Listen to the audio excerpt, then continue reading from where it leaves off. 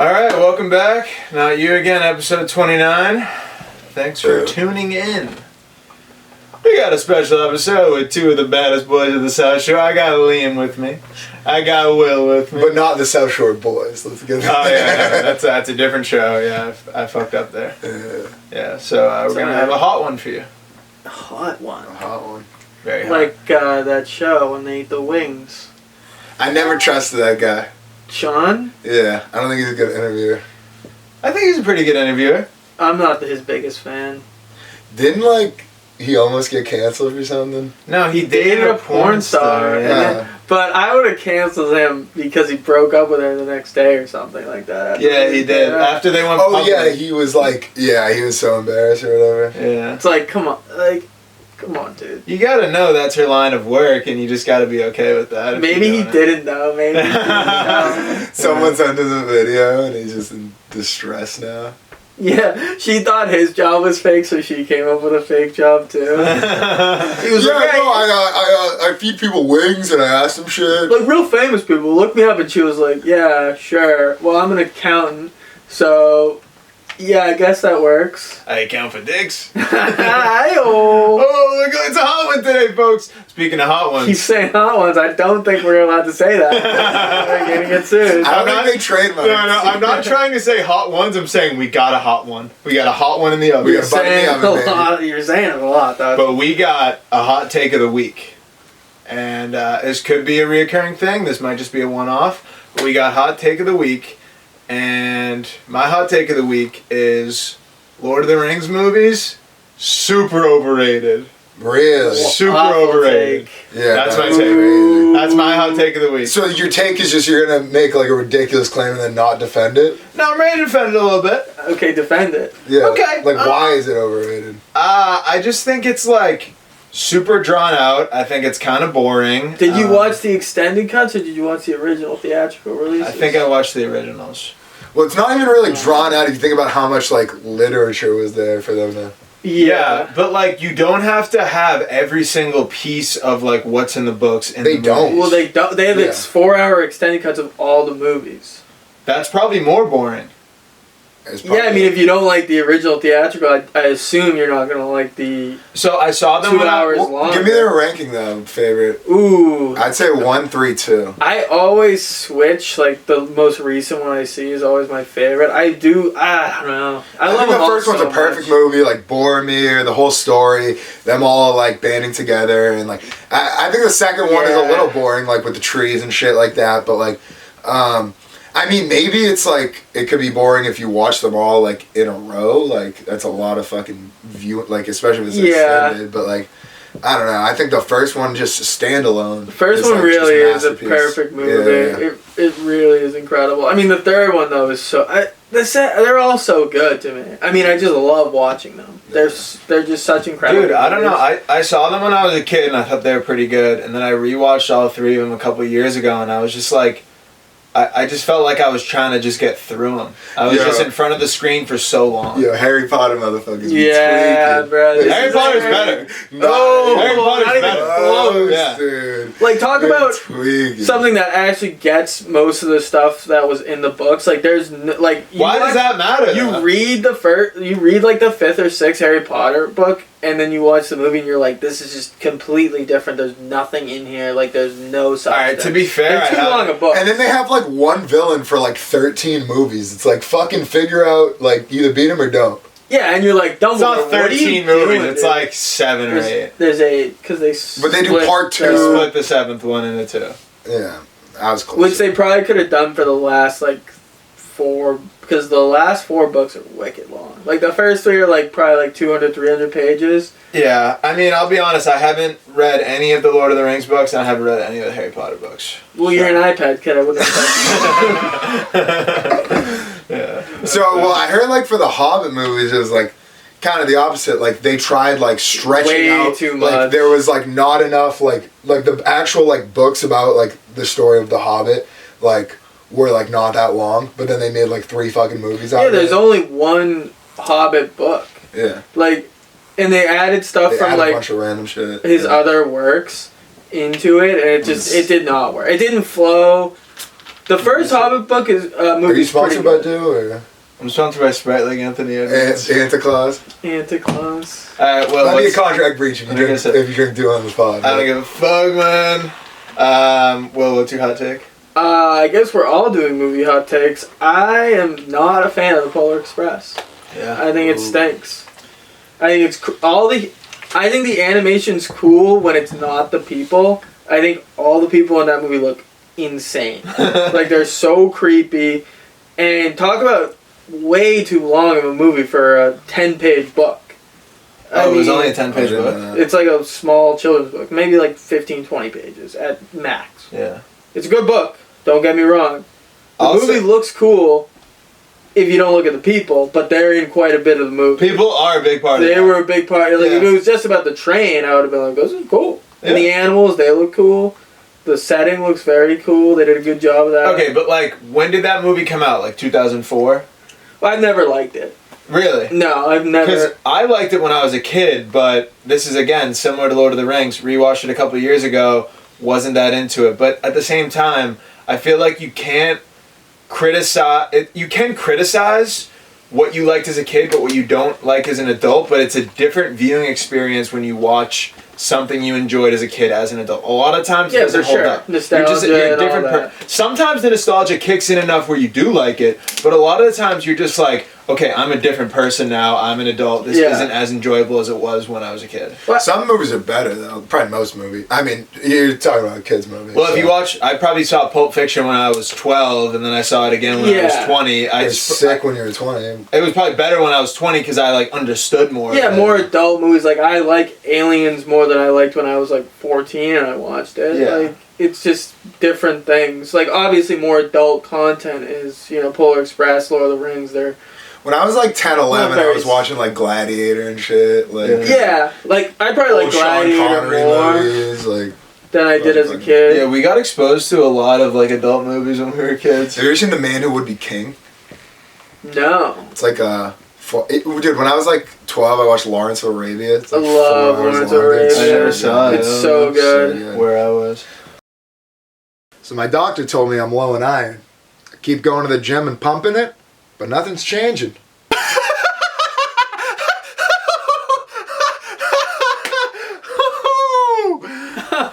That's funny, dude, because everyone calls you ramen because of those little noodle arms you got.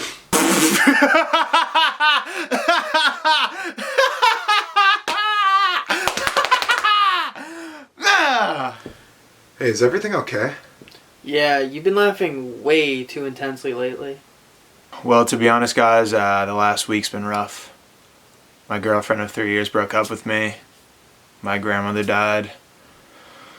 And on top of that, I lost my job. Damn. Didn't know we were hanging out with Bad Luck Brian.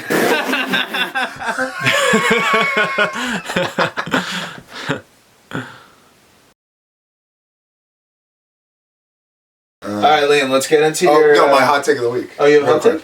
Well, it's actually a movie take, too. Okay. Not the other one I was going to do. Okay. So, are my dreams coming true? We're having Roger Ebert on the next pod, We're one step away from my real dream of being a video game podcast. We're so close. So, we watched Gremlins the other night. Nice, great movie. So... people in the 80s did not know how to make family movies. We start watching this fucking movie, and within the first actual, like, scene of conflict, the mom murders, like, 3 gremlins. Really? She sticks one in the mic. So long since I don't think it was ever meant to be a family movie. It's like you get a cute little, like... Oh, and the funniest part, too, is there's this fucking guy, and he's, like, the shittiest salesman. He's kind of like, you know, in Beauty and the Beast, like, how her dad, like, makes all these, like, contraptions and shit. Yeah, he's like that, or he's like an inventor. Tommy so, like, Pickles' the dad's, dad. like, an inventor. Yeah, he's like Tommy Pickles' dad, but, like, he's, like, a terrible inventor. Like, every invention he makes, like, just stops working after a week and, like, fucks up. Yeah, and not the, fuck, what does the mom kill the gremlin with? The, fucking...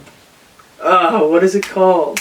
You make like smoothies with it. Blender. Yeah, she puts it blends the fuck out of that kid. She microwaves a gremlin. It fucking blows up in the microwave. Alright, so what's your hot take exactly? Well, I think it's like not a kid's movie at all. Like it would be traumatizing for a small child to watch. I don't think that's a hot take. I think that's PG, just a fact. Oh, is it really PG? Yeah, but they used to do the ratings differently. In the 80s, like just in general, like family movies were like wild. But so the funniest part of the movie is this shitty salesman goes into Chinatown and he goes, "I'm looking for a gift for my son," and he finds what is called a magua, and that's a little gremlin. Like before, when it's all cute and shit, before they get fed after midnight. I haven't seen it in probably 15 years. Is it living? Gizmo. Yeah, it's living. It's like a small little like creature, like a little. No, I know what it looks. I know what it looks like. I just didn't know if it was like stationary or if it was a living. No, like this guy. So the Chinese guy owns it, and then the guy's like, "Oh, I'll give you $400 for it or something," and then the guy's like, "A magua is like too much responsibility. Like I'm not selling them," and then the son of that Chinese guy is like, "Hey, like we need the money. Here's the magua." Like so, he gives him to him. Oh, and then, but the funniest part, he goes back and gives it to his son. His son's like 23 years old. Oh, really? He's like, no, his son's in high school. No, his son's an adult man. No, he might be played by an adult man. He works at a bank. In a high school. Oh, all right. Then I'm totally off. I thought. Yeah, he's like, I need a gift for my adult son. How about a little chinchilla? I thought his son. No, I think his son was in high school because he's like buddies with the. No, I'm pretty sure the kid's in high school. The actor is definitely over 20, but the son works at a bank, and he gets like in the summers? No, like that's his job. Yeah, it's Christmas time. It's Christmas time. Okay, my bad. He literally has a job at a bank, and there's this lady, Miss Deagle, and she's just like a cartoon villain. Like, she threatens to throw his dog in the dryer, which is another reason why it's not a kid's movie. She threatens to kill the dog like 6 times. What? And then she... so the gremlins usually don't just like try to murder you. They like fuck with you and like switch the wires in your house to like they're like little mischievous creatures. Yep. So they go into Miss Deagle's house and they start like so she has like one of those like stair lifts, like upper stairs. Yeah. She like sits down in the chair and it takes her up. So they like mess with the wires on it and she's sitting on the stair lift and the thing's flying at like 25 miles an hour and she's like flying up the stairs. She flies up the stairs on the chair. She gets fucking launched out the window and like in a super comical way. Yeah. And she gets launched out the window like 50 feet. And then like 20 minutes later they're like, sad what happened to Miss Deagle. Yeah, her demise. You know, but they all fucking hated her. They all hated her. But they literally like she died from that. Like, and yeah, the Gremlins are. I mean, it's clearly not a kids movie. Like the scene when the girl tells them, like, the whole movie is like, oh, the love interest, her dad, like a big part of it, left the family or whatever, and then she like tells the kid like probably near the climax of the movie. What actually happened, her dad went down the chimney on Christmas and snapped his fucking neck and died in the chimney. And they found him like 6 or 7 days later because the body started smelling. And she like goes on this monologue about it. And it's like, clearly it's not a fucking kid's movie, Liam. Yeah, and no, but so then right after she does that monologue, the guy who's like the adult son, he's just like, oh, cool. Like, he's Damn, just like, that's crazy. No, he literally, she's like telling him the story and he's like, he's like not listening at all. Gremlins are taking over the town. When she's done, he's like, he just doesn't say anything. He just like totally like acts like she didn't just talk about her tragic dad's death. Yeah. Damn, dude. Great movie. I gotta see that again because I haven't seen it in probably 15 years. It's elite. Using I lost 400 pounds. How much did the last guy say he lost? 400 pounds? Well, I lost 500. And thanks to I feel amazing! I can do physical activities again. I lost more weight than the last guy. So I'm better than him. I don't eat when I'm bored anymore. I eat when I'm hungry. The more weight you lose, the better a person you are. And I'm proof of that. This is kind of off topic, but funny story in middle school. So it's 7th grade, me and my friend Chris Durkard, not Chris that we've done the sketches with.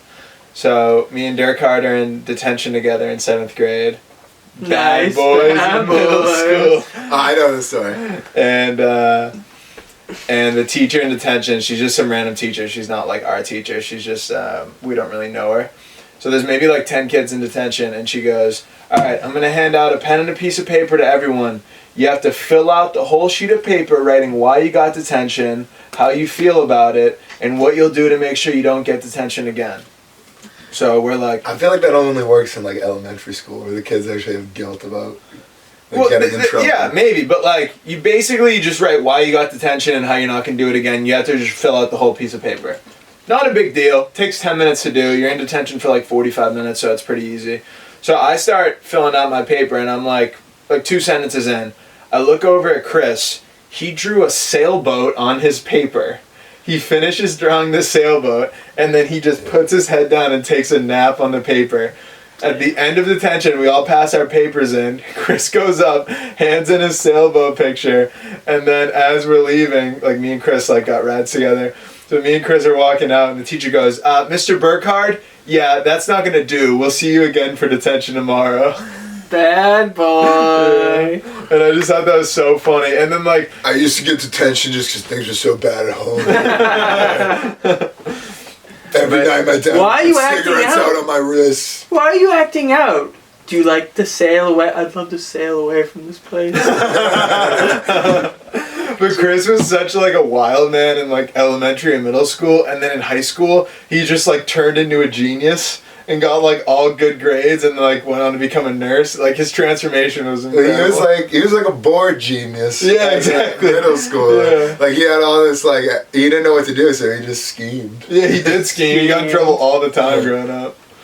But yeah, that's just my little throwback story that I wanted to tell. I loved it. Well, I got something we can end with. What's up? How's your love life? It's alright. Could be better, could be worse. It could be worse.